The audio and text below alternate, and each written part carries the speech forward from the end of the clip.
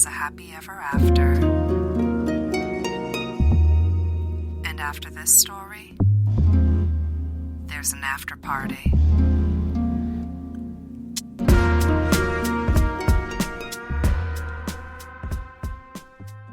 Okay, let's get this show started here. Hello. Welcome to Happy Ever After Party. I am Amanda Pierce. And I am not Sam.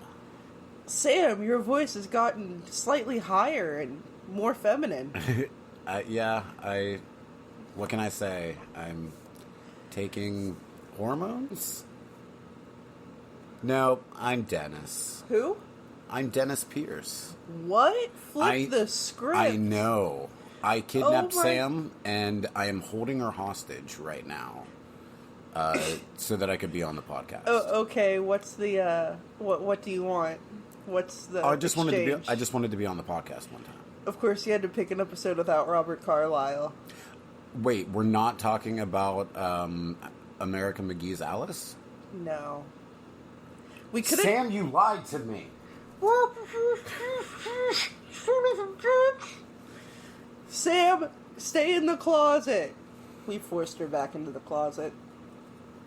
No, we're here to talk about another episode of Once Upon a Time. Finally, I know y'all have been waiting. You're like, what is this? And then when we were going to start talking about Once Upon a Time again, it disappeared off of Netflix. But luckily for y'all, we have Disney Plus. Yes, I feed the mouse monthly. I can't do a Mickey Mouse voice. I've tried before. I can't. I mean, that's fine. I got all your money now. Ho-ho. That's not bad. That's pay $40 for Mulan. It sucks. Ho-ho. I mean, I'm reserving judgment. I still want to watch it. I don't. I'm not going to pay $30 to watch it, but I do want to watch it. Okay, well, we got to get to the point here, because Sam told us to keep it tight.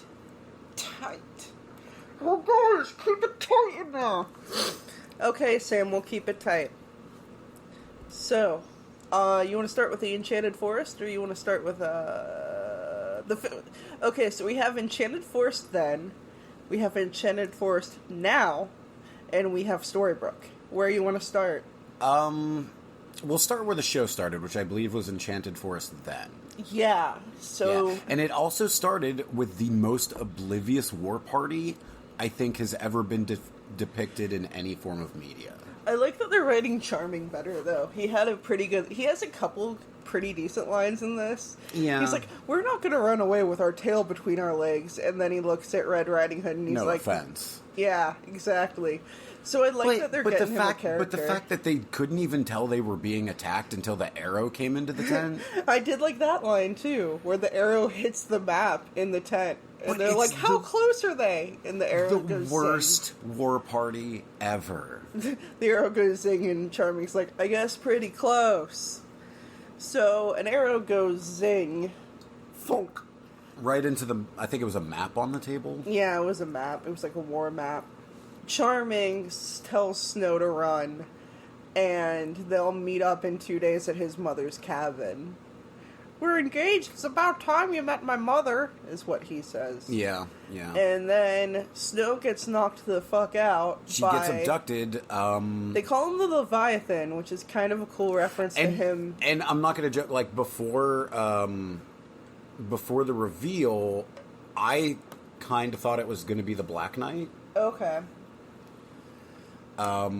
Yeah, I wasn't sure who it was going to be. They say they have this new warrior called the Leviathan, and which is kind of a cool reference to Lancelot in, I don't remember the legend, but in Mists of Avalon, he's like the son of the Lady of the Lake. Mm-hmm. I was a big nerd for that TV show and book back in the day, in my witchy phase. I watched a little bit. But, Angelica Houston was in it. I know. Of course Chris loved it. It's about strong, independent women. So... As was a lot of this episode, actually. Yeah, yeah, kind of. I have things to say about that. But, she gets knocked out by this guy who goes by the name Leviathan, and he's like, oh, so that's what they're calling me. and he takes off his helmet. Long story short, it's Lancelot. And he is a black person.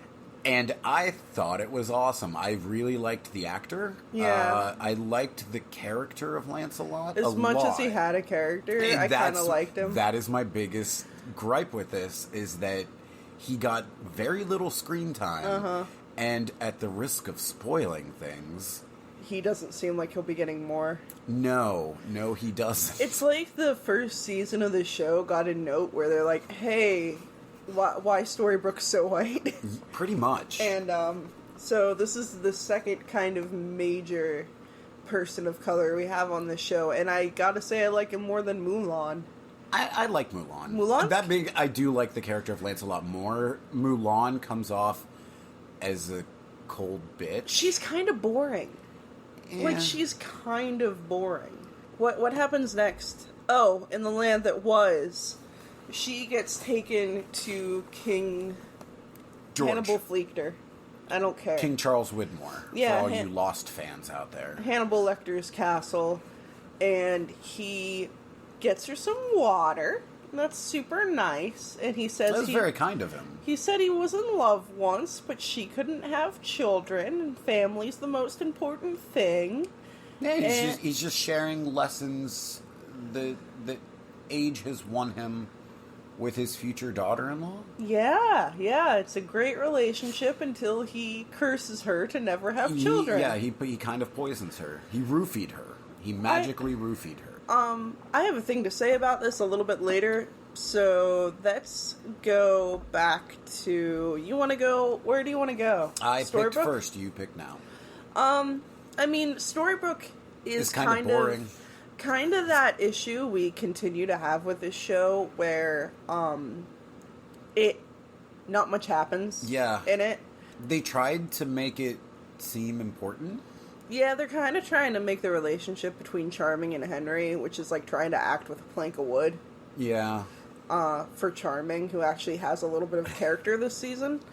So they're kind of fostering their relationship, and I just wrote at one point, Charming's like, Henry, we need to talk. And then I just wrote, you're the worst character, like ever. Like, kid, you need to get some charisma. Yeah, I don't know what you need to do. Develop a personality. You need to find beyond one. a book. So, yeah, they're just trying to find a way to Storybrooke. There really wasn't much with them. They try to find Henry convinces Jefferson to talk to his daughter. That's probably about the biggest thing that happens. And then Henry wants to get involved in helping Snow and Emma. And Prince Charming wants to keep his grandkids safe. So then Henry pulls an Ocean's 11 on Regina. And convinces her that he wants to have lunch with her. Even though he should be in school and she knows this. Yeah. But... apparently, the fact that Henry wants to develop a relationship with her just threw that off to the side. That's kind of what Regina lives for. So she agrees to go, and then swerve, Henry comes out of the side room. He was in there the whole time. The Henry was coming from inside the house. Yeah, he was. So, yeah, that's pretty much... Does he do anything with the keys this episode? He goes to the vault.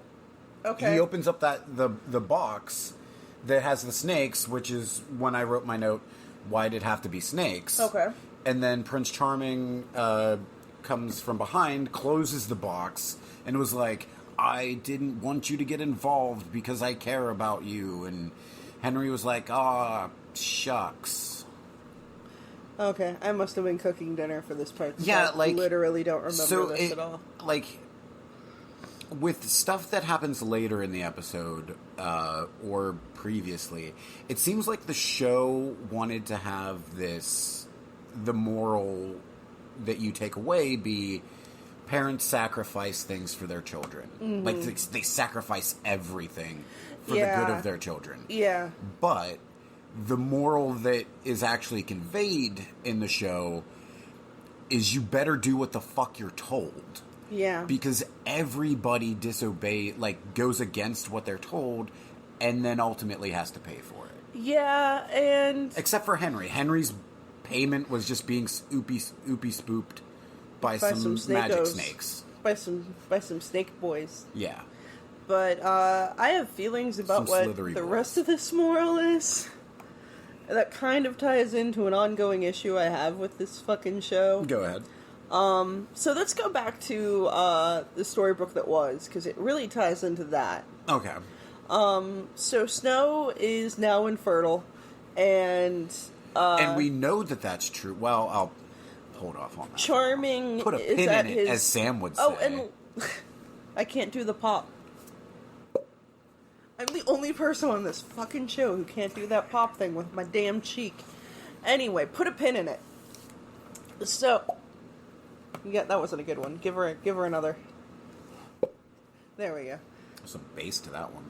All about that bass. Okay, continue. Okay, so Charming is waiting for Snow at his mother's cabin. Lancelot switches sides and decides to help Snow because he didn't know that Hannibal was going to do that to her. That's another thing. Like, he was okay with kidnapping her.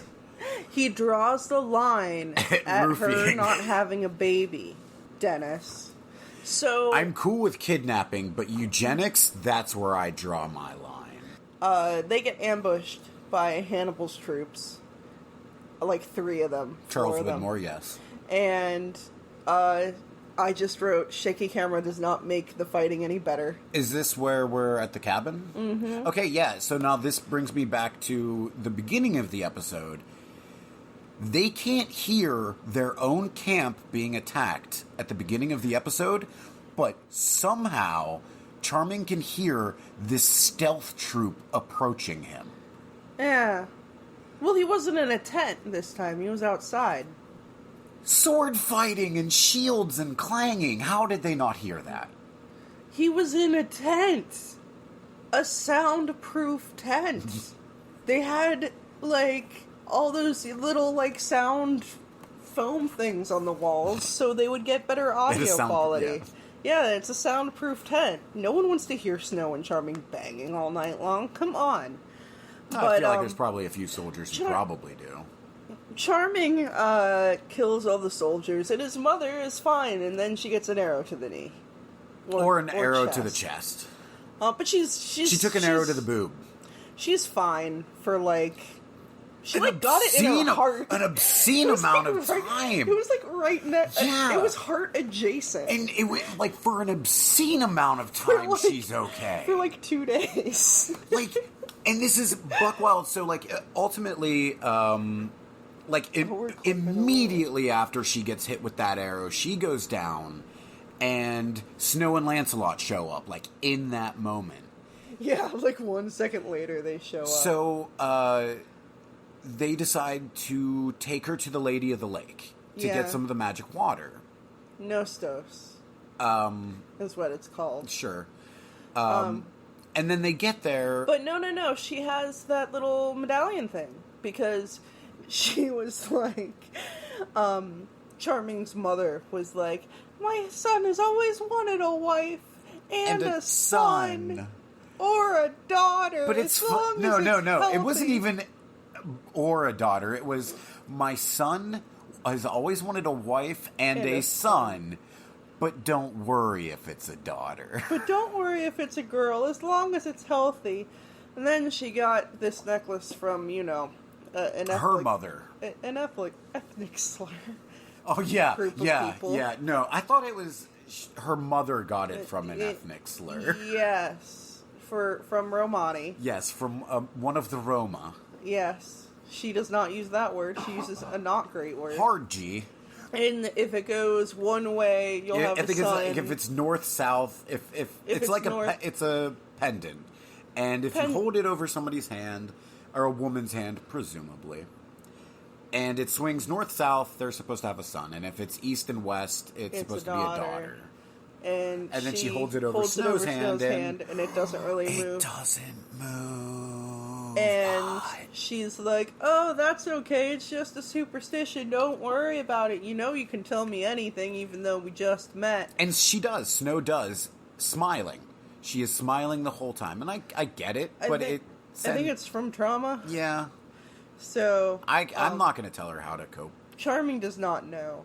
No, he does not. Lancelot and Charming do half-dead mom know.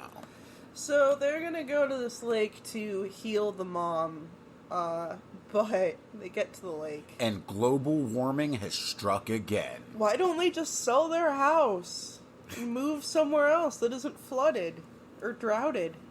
So the lake is all dried up, but they managed to find a little bit... I think if I recall, it's Charming's fault. Because he killed the siren that killed the siren. Mm-hmm. Yeah. So Charming caused global warming. Yes, he did. And then they find, like, a tiny shell. Well, yes. Lancelot's like, my mother raised me by a lake. There's always water if you look for it. Mm-hmm. So they look around, and Lancelot finds a shell, a tiny little shell with a little bit of water in it. Oh, and then he offers it to his mother, and his mother's like, this is good water. Oh, yummy, it didn't yummy work, water. though. Oh, no. I'm still hurt, though. And Lancelot officiates Charming and Snow's marriage. It's because the mother was like, my only regret is that I won't get to live to see you two get married. And Snow was like, hold my beer. And this is where it's buck wild, because in that scene there at the lake, towards the end of that scene, it seems like she dies. She does like a death gurgle, almost. She is knocking on death's door, but she's able to hold on long enough for them to change locations and build an arch out of flowers and shrubbery. And then witness a wedding. A shrubbery! So the mother dies, and she snuck the water from the shell into Snow's thingy, so now Snow can have... Well, she gave it to Lancelot. Because that'd be weird if a half-dead woman was like, don't mind me, I'm just putting this in your cup. I'm just gonna roofie you with magic water. I'm the second old person this episode to roofie you. So she convinces Lancelot off-screen to use what was left of the water from the lake to officiate the wedding. Yeah. And he threw in a thing about where I come from, we have a legend of a magical cup. Legend of Korra. Yes. He is the last airbender. Oh, so there is a Jesus in this world then? Yeah, that stands to reason. Grail? If there's a Holy Grail, there is a Jesus. This is a really confused mythology. So wait, is ABC telling us that Christianity is a fairy tale? Ho ho! There is no God but the God of the mouse. Ho ho! Worship me, mortal fools. But this brings me to the issue that I continue to have with this show. The mom dies so Snow could have a babby. Yep. You are your uterus. Yeah, I've seen a couple episodes. I've seen some of your prep episodes. I'm willing to die for you to have a baby. God damn it. Well, I mean, in this instance, I get it. I don't think it's that overtly, like, you are only your ability to have children. Because, like, in this, like, when they were first deciding what to do with the water, and when I say they, I mean Snow and Half-Dead Mom, Snow wanted to give it to the mom, and she was like, no, you stupid, let's give it to you so that you can have a baby. Mm-hmm. And I get that, because she's an old woman, she's lived a full life, and Snow is in her prime. Mm-hmm. I don't know. That says some iffy stuff about older people not being able to live a full life, because she could have lived a happy life. But no, Snow must have babby. Fair. That's fair. If you must know what it's like to push life out of your sacred passage. You could also read it as Half-Dead Mom is pro-choice. Because she's giving Snow the choice. I mean, it's like medieval times. What kind of birth control did they have? Were they still shoving crocodile dung up there? Speaking of which, how are all of the women so clean? And really, not even the women, just everybody. Past the Enchanted Forest, Charming, is like pristine. They have, like, rivers and shit. But then, well, I get that, but then, like, you see Rumpelstiltskin before he became Rumpelstiltskin. He's a poor. Oh, I'm sorry, I forgot. He's a poor. Poors are dirty. Riches are pretty. And they're also good, so they're pretty. And that's how you know they're have good. Better makeup than the not goods. So yeah, that's pretty much where they end off, is Mommy dies, Snow finds out, I guess, that she's pregnant. Yeah, because... No, because it says what the gender of your first child will be. Yeah. So I don't think you have to be pregnant for it. Well, no, because even Half Dead Mom says the first time she tries it, that it can tell even before you're pregnant. Oh, okay. Well... Which we're skirting over after she died. Like, right as she died, she gave the pendant to Charming, and Charming was like, hey, let's try this kooky thing out. Also, why does, like, 50 to 60-year-old mom wear a pendant that tells you the gender of your child all the time? Is she planning on getting what kind of life she knocked up lives. soon? I do remember the episode of Golden Girls where Blanche Devereaux was worried about the change, so I think she's probably old enough. Okay, so I guess... Storybrooke. Or current Enchanted Forest. They get thrown into where we last left off. Snow and Emma are in the hole with Cora. Yes. Cora comes up and Snow's like, she evil, stay away from her, Emma. Snow finally wakes up. And it's important to note that Emma, before Snow wakes up, says that she needs to get back to Henry. Yeah, her son. So they are let out and brought to their leader. And who is the leader of these band of refugees? Who? Who is it? Who? No, seriously though, who is it? Lancelot. What? Yeah. Yep, it's Lancelot, kids. Yeah, so they want to go back to Snow's castle to find the wardrobe. See, now I was a little, like... They don't put this up front, but they basically say she has to get back to where I was expecting from. it to be like a cabin or something, personally, when I was watching it. No, because the last place they showed the wardrobe was Snow's and Charming's castle. Oh, well. That's where they put Emma in her nursery.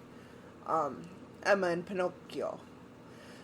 So they're going to go find this wardrobe in Snow and Charming's castle. Emma's going to go home. Yep, Emma's finally going to get to see where she was born. Lancelot said, okay, but there are a whole bunch of ogres, and they were here before in the Ogre Wars, and now they're back. And With Emma's like, ogres, like fee-fi-fo-fum? And Snow's like, oh, you simple bitch, those are giants. Yeah. So, because Lancelot's worried about them going alone in the woods to her castle, he sends Mulan with them. Oh, and Aurora's still kind of bitter about that. I think Philip. You killed my prince thing. So she follows them and tries to attack Snow, but immediately gets flipped on her back and fails. Promptly planted in the ground. I'm going to say something about Aurora in just a second here, but... a fighter she is not. I like her. So, while they're fighting, Emma shoots her gun off, and ogres are blind, but they follow their ears wherever they hears. Which Emma knows because her mother had told her in the previous scene. And we got a CGI ogre. And another instance of do what you're fucking told. Yeah. We got a CGI ogre. What'd you think of the CGI ogre? It was better than the dragon. It still looked like a PS2 cutscene. It did, but I would say it was small enough and not on screen long enough and it was for it to be terribly distracting. It wasn't good by any measure. It didn't directly interact with everyone very much. There was no crappy CG fire either. It was also in the light of day, though. But we'll get so to that that made it a little... crappy CG fire a little later. Yeah, but the ogre was still kind of yikes. But yeah, it wasn't good. I was reading on the wiki that when they were filming, they had a paper cutout of an ogre on a stick, so they had the eye line. I just imagine, like, a guy, like, just, like, getting into it, too. Just like, I'm an ogre! Just hunched over, like, waving it. Just doing, like, his best Shrek imitation. Yeah. I have layers. But, yeah. And I just put Mulan as boring. That's all I put for really this part. But, oh, I forgot to say. I forgot, when, Charming's mother got hit by the arrow, it made me think of, message for you, sir. From Monty Python. But, while they're running away from the ogre, Emma trips over her feet and lands on her head, and so Snow has to save her. And I was like, Emma, you are now beating Henry for the stupidest character in the show, because that was just brick dumb. Yeah, like, it hadn't even been, like, a couple of hours since she was told. Yeah, it was, like, almost right before. What the deal with ogres was. And she tries to shoot the ogre. The ogre crushes the gun, and Snow downs the ogre with an arrow. Yeah. And I just wrote, this is why we don't have guns in D&D. Your guns don't work here. But, which Snow does say to Emma. She's like, that stuff won't work here. Yeah. Guns don't work in D&D. We have melee and range weapons, not firearms. I mean, that's not true. But, I know. Shut up. So, Aurora decides to go with them after she attacks Snow. And this is the part of the show that I realized why I like Aurora, despite all outward evidence that you should not like Aurora. I mean, she's fine. Aurora is me. Yeah, I can kind of see that. She's like walking behind them. She's like, I'm cold. It's dark. I want to go home. I hate camping. This sucks. What kind of corset is this? Are we she says to there Emma yet? after she hands her leather jacket. Listen, I'm not... As much as I like to play a fighter in D&D, I would be a total squish girl. I would never even leave to go on an adventure. I'm like, nah, I'm cool here.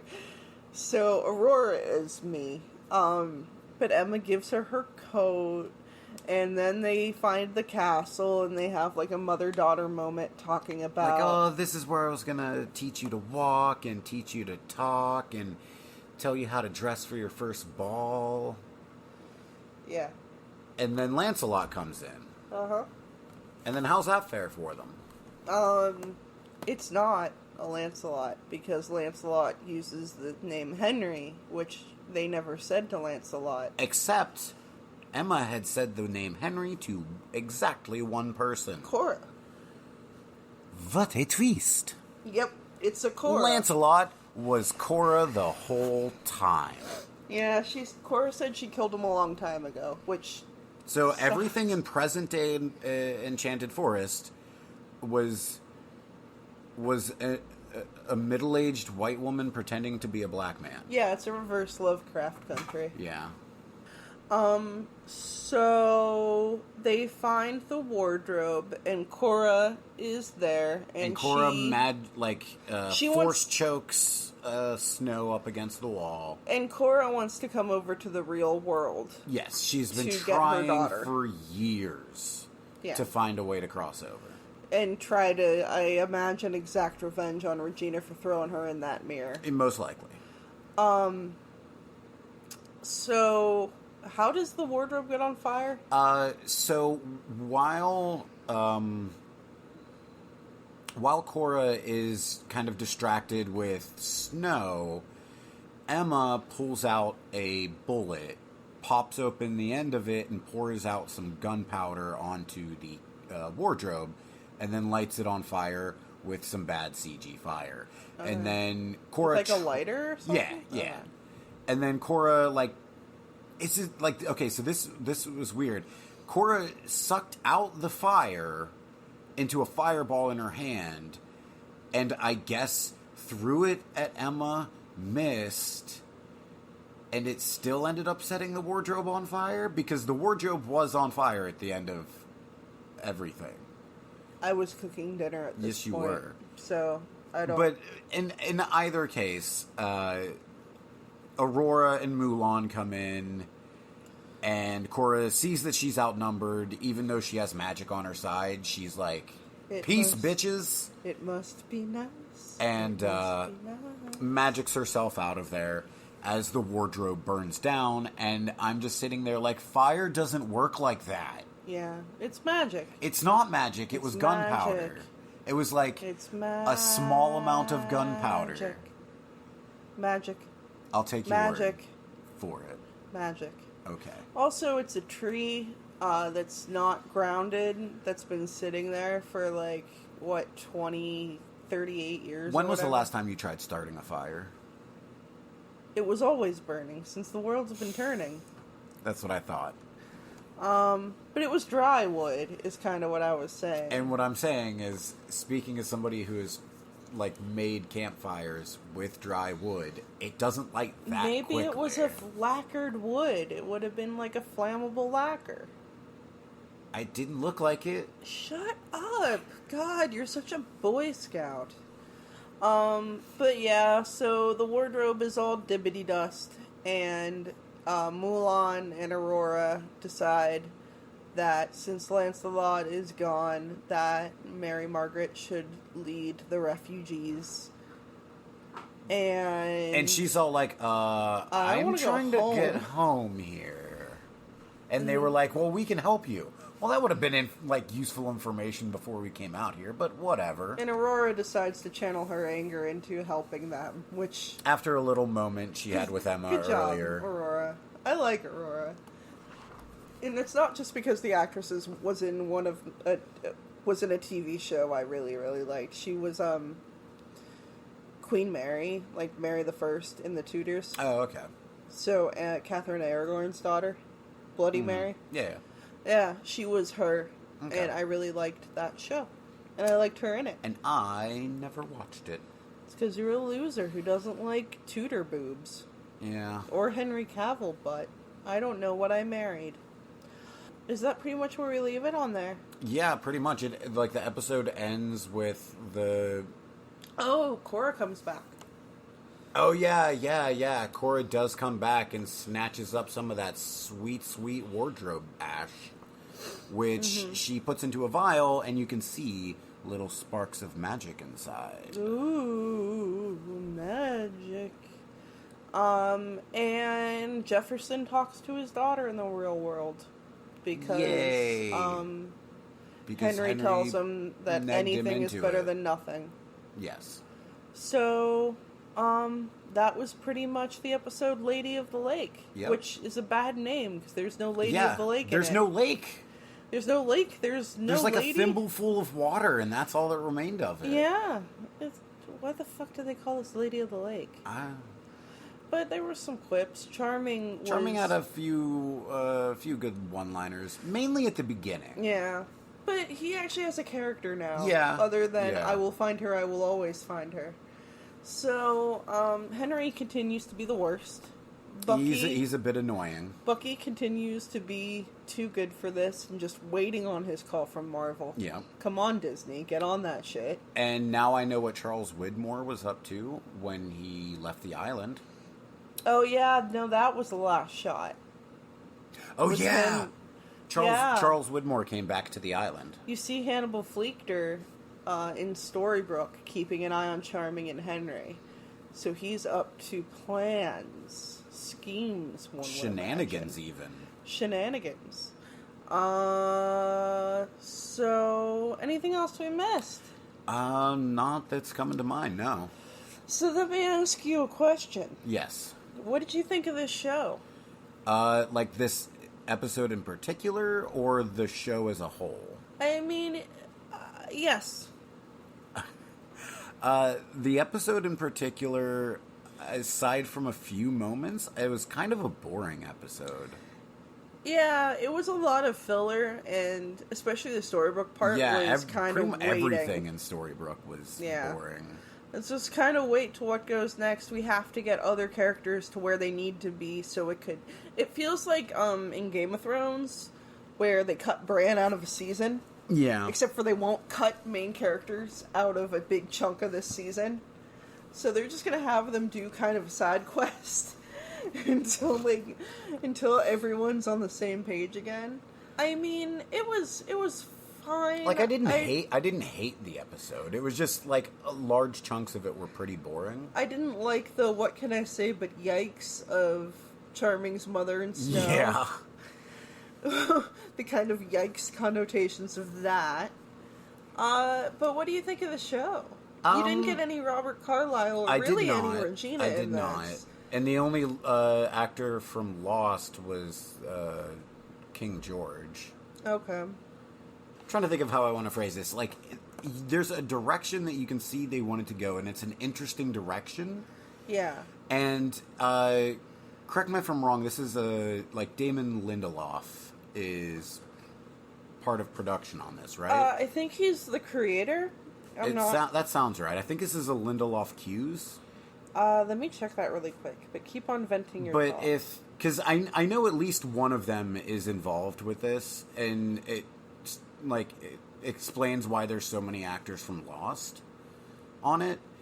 So, like, I can see where they're going, like, what they want to execute. It's just whether or not they actually executed is still to be determined. Edward Katzis and Adam Horowitz were the creators. I want to say Lindelof was a producer. Yeah, I'm not sure which. I know there's shared DNA between this show and Lost. I'm not sure what exactly off the top of my dome piece, because it's been a minute since we talked about it. Wankum, Perlman, Judge, Jane! Yeah, whatever. I know it has shared DNA. I'm not sure who it is. But, I want to say it's Lindelof. It's either Lindelof or Hughes. I'm pretty sure it's Lindelof. I know Lindelof does a voice in the show at some point. So, I kind of have another hypothetical question for you. Okay. It's something I wanted to talk about on the show for a second. Since Sam hasn't seen Lost, yes. I figured if we were going to talk about it at any time, now is the time. And we have a little bit of time to talk still, because we talk faster than Sam and I do. We didn't get quite as sidetracked. Lost has some structural and thematic parallels to Once Upon a Time that I think are interesting. Okay. The way it cuts between past and present, specifically, especially in season 1 of Once Upon a Time. Yeah.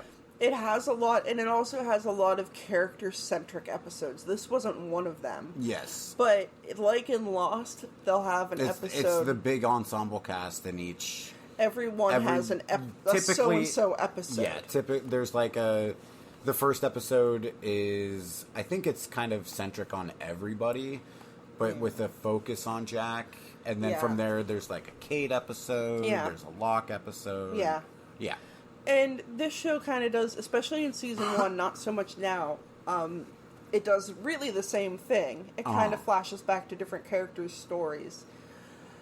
So, I guess my hypothetical question is, why isn't it as good as Lost? What did it? Well, I mean... I have my own idea. That depends on who you ask as to whether or not Lost was good. A lot of people were turned off early hard. on in Lost? Well, a lot of people were very turned off by the ending. Well, but we're not talking about the ending. I haven't seen the ending. I mean, that being said, I'm not one of those people. I will defend the finale to Lost till the day I die. Yeah, I'm talking more about the earlier, I've seen up through part of season 2. I would say writing probably has a lot to do with it. My other kind of idea about that is you really don't... These are all new characters in Lost. Yeah, and whereas Once Upon a Time, they're, for the most part, familiar characters. You know at least the outline of their story. And whereas with Lost, you are dumped into it, literally lost. Yeah. So I feel that's why it doesn't quite parse as well, and you also know kind of where they, like in Lost, you know where they end up, but they're all kind of in different places emotionally where they are on the island. Well, even that, you don't know where they end up. But you know what I mean. They're all like, in Storybrooke, when the curse happened, the slate got wiped clean, and they're all basically new. Yeah. Once they start there. And another thing I would say is inspiration behind. Yeah. Like, not to knock, like, fairy tales, like, they're still around for a reason. Mm-hmm. But with Lost, you had, like, influence from Lord of the Flies, you had House of Leaves. Yeah. And it's... Alice in Wonderland. Yeah.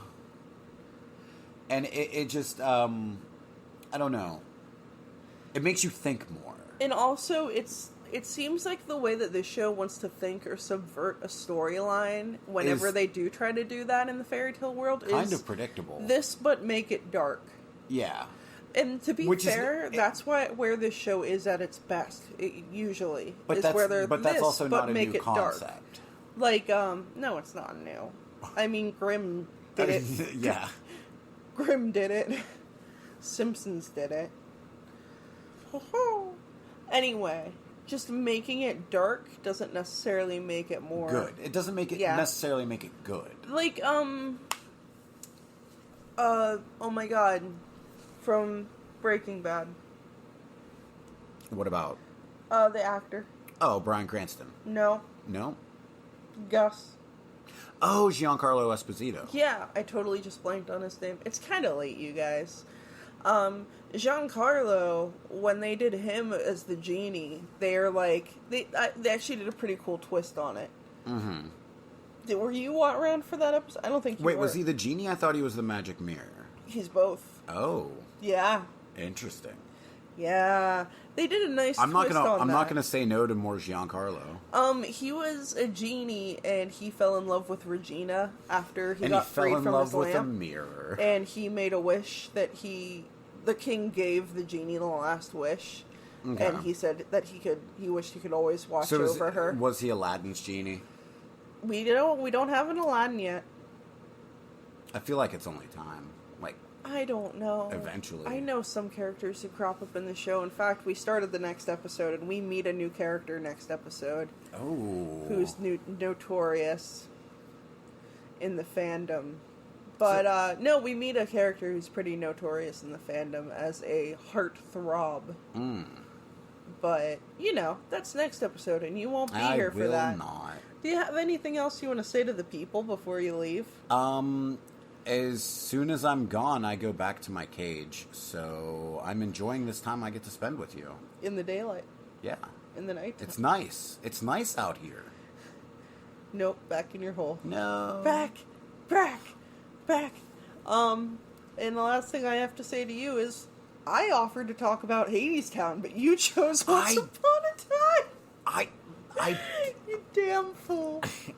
I'm sorry. You naive fool. We could have been talking about Hadestown for an hour. I had things to say. You didn't. I don't think I could talk about Hadestown for an hour. Oh, I could talk about Hadestown for an hour. I mean, I could say that I love the cast recording. It's great. I think Orpheus is kind of a boring character. Reeve Carney is a gem. He's fine. He's adorable. I don't have a problem with him. It's the character. I have absolutely no sympathy for either Orpheus or Eurydice. You monster. And Persephone is like the best thing ever. Yeah, I mean, and so is Hades. Yeah. And so is Hermes. And so are the Fates. But, we could have talked about Hadestown, but you know what y'all got instead? If only Hamilton was a fairy we tale. gotta rate it. How many apples out of 5? I think we do out of 5 here. I'm gonna give it 2. I was gonna say 2.5. You're 2.5 apples. You're new here. You're so much nicer than me. Art imitating life. Dennis is nicer than me on the pod, as is. as he is in life. I'm just a jaded old woman, and Dennis is like, it wasn't that bad. I'm a nice boy. I'm an optimistic little kid. So, guys, next week, hopefully, Sam will be back. And, I hope to God. And I meant to do this at the beginning, but I apologize to everybody listening that I am not Sam. And I'm sorry you had to sit through all of this with me. I'm upset that you're not Sam either. Every day. Every single day. Every morning I look upon your face and go, You're still not Sam. God damn it. Why are you not Sam? You're not the woman I married. But, hopefully Sam will be back. Hopefully y'all can find a way to watch Once Upon a Time with us without having to give money to the mouse. All hail the mouse. All hail the great Mouse King. Woohoo! We gotta do the sign-off, too. Damn it! I don't know the sign-off. Okay. Talk to you guys later. Bye. Goodbye.